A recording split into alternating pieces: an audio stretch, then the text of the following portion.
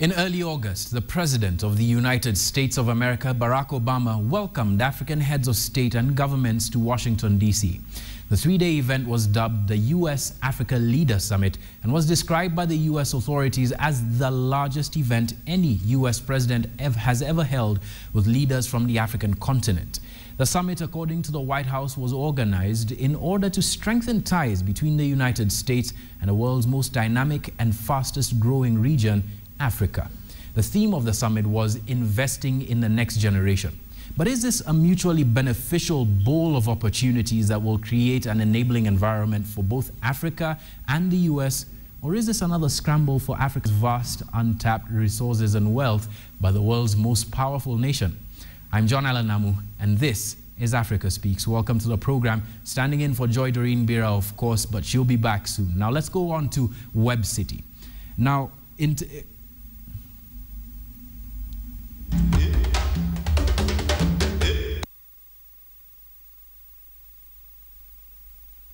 Managing Editor Joe Ageo, who attended the U.S.-Africa Leaders Summit and in the United States and spoke to quite a number of people there. This is really an overview of what happened during that summit.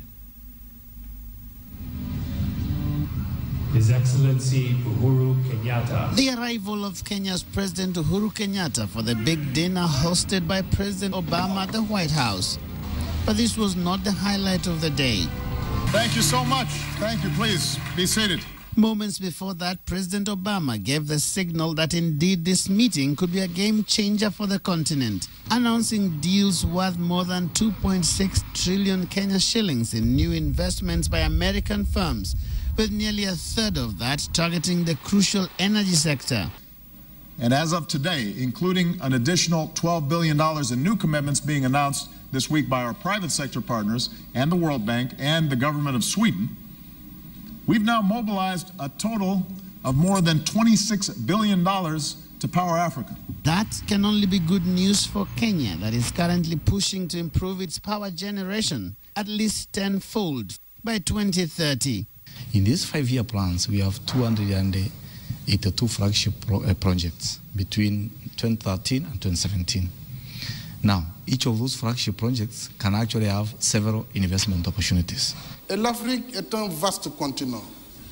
African leaders attending this meeting know that it can't be business as usual for the continent. Our relations should not only be relations between aid donor and aid recipient. On our side, we still have to do more of providing for business, ease of doing business. But amid the optimism, concern still looms large of Africa's willingness to walk the talk of good governance. So African government need to clean their houses first. So we think that term limits, succession planning, free and fair elections, those are things that America wants to see. Now, the question of political governance has come up in just about every session here at this summit. But with economic stakes rising ever so high in Africa, political governance is unlikely to be part of the success criteria.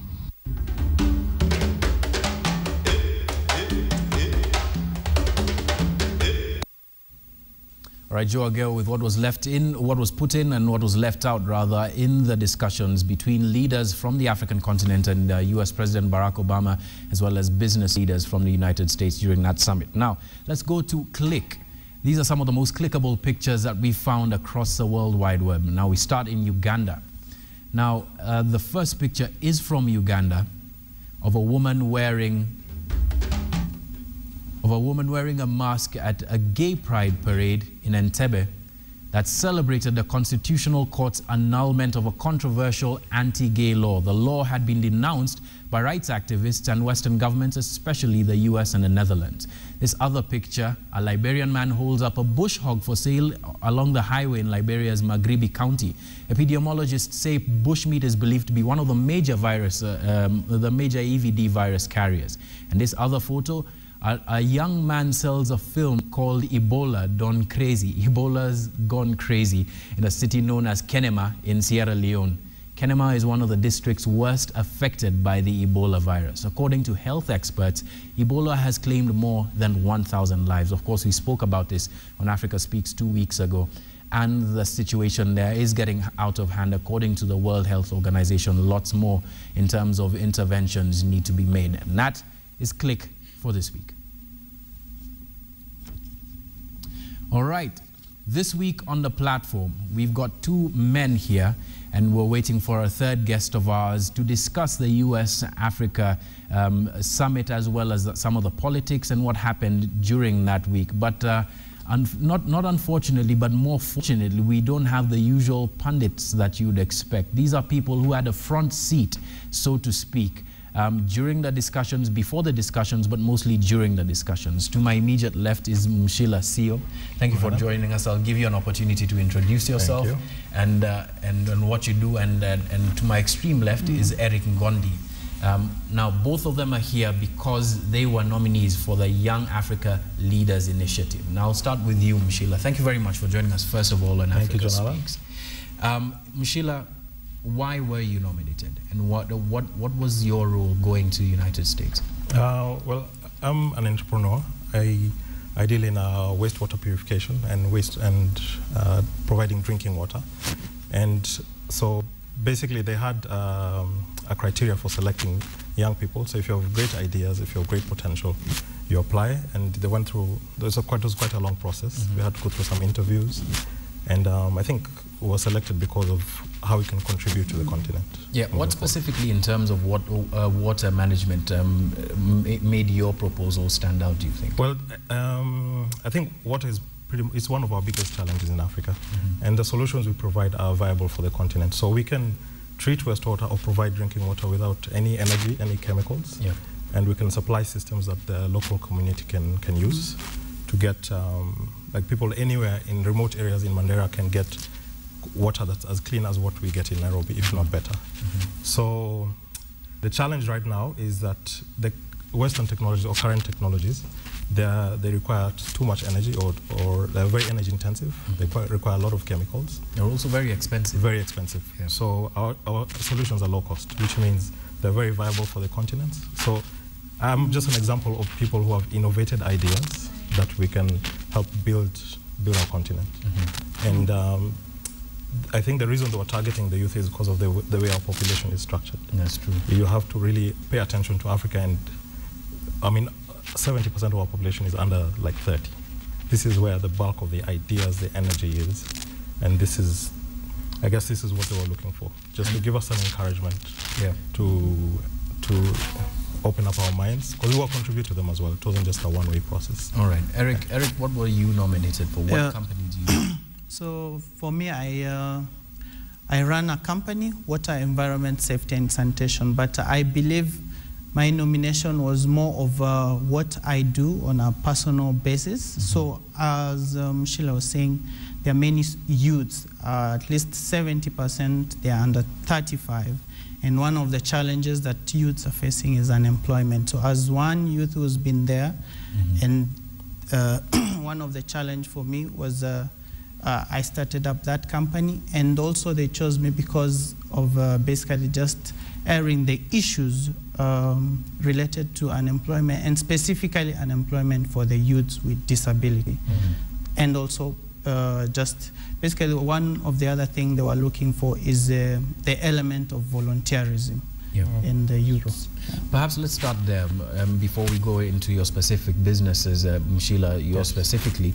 Let's start with the issue of unemployment on the African continent. And Eric, I'll start with you. Your own experience, what does it speak to in terms of our leaders' own responses to the challenge of unemployment in Kenya, but more generally in Africa? So what I understand by that is, as I say, the youths are over 70%. Basically, about 650 million in Africa are youths under the age of 35, and 65%, 70% basically are unemployed. And in as much as there are many programs, it looks like the programs that are being put in place are not trickling down to the youths. And basically, the challenge of unemployment is still there despite all these programs. And the other thing is, I think the youths are not being given enough opportunities in terms of trainings, in terms of skill development, in terms of education. This is especially acute amongst the community of the disabled, Eric. Perhaps you can speak to this. Do you think, though, that African leaders respond to that challenge or look upon the disabled as, perhaps, unfortunate to say this, as a burden? I have, unfortunately, I like to say so. They tend to, for me, how I see it, and as a person who's been there, I see they tend to group the people or youths with disability as another marginalized group, just part of the many other marginalized group. I tend to think they're not providing enough. If you look at the people with disability, they are very intelligent, they are bright. But what they need is that support. They need, for example, white cans. They need, for example, braille machine. They need wheelchairs. All these equipments are expensive. And I can say they are not getting down to these youths with disability. How does it make you feel as a nominee? First of all, congratulations, by the way. Thank you. But how does it make you feel that the kind of needs that you're articulating right now, you'd articulate on an international platform rather than here in Kenya? Why do you feel perhaps hard done by that that kind of platform would be offered to you in the US but not at home? It's interesting that that kind of a platform will be found in the US, but I think more to it is it needs to be realized that youths, and not only youths with disability, they are basically brilliant and intelligent. And it's a two-way process. I think the leaders need to get down to the youths with disability, while at the same time, the youths also need to go to challenge themselves to get up to this leadership role, to get involved, to participate. All right. And you can join this conversation. Our hashtag, of course, is @KTN Africa Speaks. You can tweet me on @JohnAlanamu. Our hashtag Africa Speaks. And the hashtag for this week as well is hashtag US Africa Ties. So join that conversation, tweet. We'll be able to sample some of your tweets towards the end. Mshila, picking up on what Eric has said, the kind of opportunities that the youth here ought to be taking advantage of, ought to be offered up by the leaders here at home. Now, you're a guy who's come up with a brilliant initiative, but do you feel that this is a sort of thing that is kosher in terms of the support that you'd be able to get here? Yeah, I mean, I just have to reiterate what Eric said. We got more support internationally before I got support at home, and the problem here is bigger. I mean, we should feel the initial impact of the problem. I think our leaders have to start thinking outside the box. There's no way the government or the private sector is going to supply enough jobs. So what they need to do is provide mentoring in terms of our education system. We have to teach people how to see opportunities around them. We're not a poor country. We have resources everywhere. But the resources they're not available to the youth in terms of having access to business. It's not easy for us to do business. It's not easy for us to get startup funding. People don't need much money to get their ideas on the ground running. And this is what I saw when I was there. It's like, if you have a good idea, there'll be money for you to get started. Someone will say, okay, go and have a try. But that's not the same here.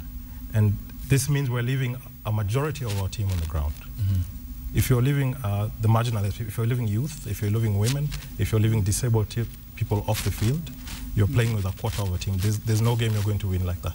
How long did it take for you, for instance, to be able to get your company off of the ground? Wow. Okay, my company has been running for about a year, but I've been in this industry for about 3 years with the same idea, just refining it. And I've spoken to everyone from NEMA to, and they give you support, moral support. But in terms of actually getting the projects done, it's really difficult. All right. And there's no support for new ideas. If I'm going to apply for a tender, they want 10 years experience. 10 years ago in university. Frustrating. It's very frustrating for young people. I have an idea that's better than what is currently available. And I'm not the only one. It was incredible to see what young people are doing in Kenya and overseas. And these people just need someone to say, okay, you have a good idea, let's see if it works. And then apply to large scale. All right. Yeah.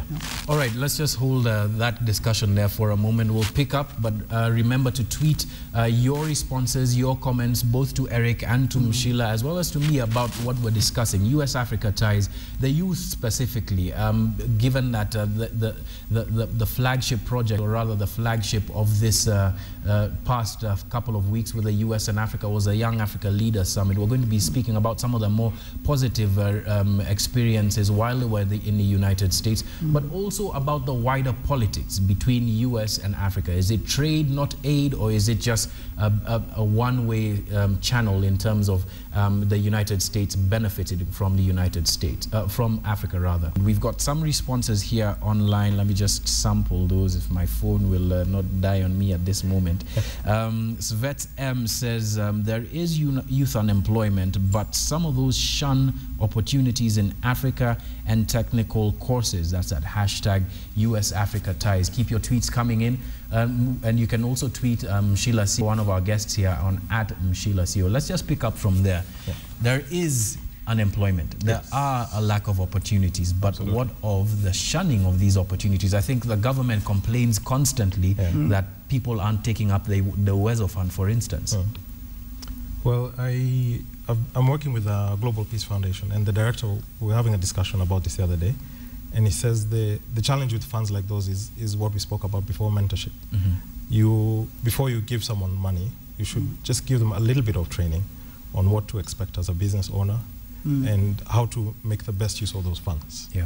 So the funds may be available, but for someone to jump that mental gap and say, I can actually start a business, you also need some coaching. All right. So that's what's to happen in the high schools, and that's what we're trying to do. All right, Eric, off of your trip to the United States, what learning point do you think stood out for you? What was your experience like in the U.S.? So basically, the learning was three piece. It was academic, it was leadership training, and it was also just getting involved in the cultural event. So for me, the most interesting part was the leadership training, and also just getting to interact with other Pan-Africans, Africans. Yeah. We were 25 in my university, and it was superb just interacting with them and getting to know issues firsthand from their countries. Yeah. From Mali to South Africa to Botswana. In Uganda. It must have been a great experience. And for you, Mshila, there was a cherry on top. Maybe you can tell the public. Well, there was 500 fellows, 250 girls and 250 boys. And they had, there was an opportunity to apply for a grant, but only 36 were going to get the grant. So I was one of the winners. 36 people.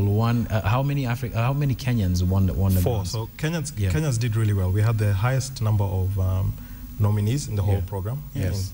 Tied with South Africa, and the highest number of grant winners as well. That's fantastic. So what does that mean for your business and for where you can take this? It's good. It will give me an opportunity to expand my business. So I'm working on a project right now with Kenyatta University. Yeah. So we're going to showcase what our technology can do.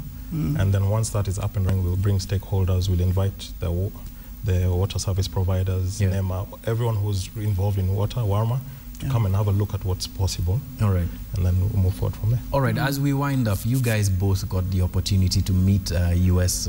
President Barack Obama. Yes, Eric, I'll start not much with your experience, but now what you heard about how he was receiving African leaders after your meeting with him. For me, I'll start where he met us. And I think for him, just being there with us, it was interactive, one-on-one. I felt he was candid, and his interest and interest of the United States basically for me was to try and develop a partnership, maybe see things afresh, a new way of approach rather than the old way. All right, Mshila, is it trade not aid, a new way, a new approach, or are we being duped? I think it's trade not aid. If we have to be smart about the way we deal with these superpowers. Some of our leaders were skeptical about the program, and we understand why. We were also skeptical, but we have to be smart about it. This is an opportunity for us. So we just look at our history and see where we made mistakes and go in with eyes open. Yeah. But the US wants to trade with us. So let's not be foolish and close doors. Yeah. We just have to operate, but we have to be clever about it. All right, on that very clever and inspiring note, we'll wind up Africa Speaks today. I have to say thank you to my guests, Sheila Sio, as well as Eric Ngondi. Thank you very much for coming. I know the traffic can be a bit heavy, was for me as well today. Yeah, thank you very much, and we'll try and keep this discussion going about that, about the synergies that we can create between some of these first world powers as well as ourselves, and creating those ideas not just here but in Africa. Thank you once again for joining us. Now, this week we wind up and will be played out by one other African legend, late great Brenda Fassie. Today is Saturday, so of course there's lots of weddings going on. This song is just about that. Vulindlela. This has been Africa Speaks. I'm John Alanamu. Have a good afternoon.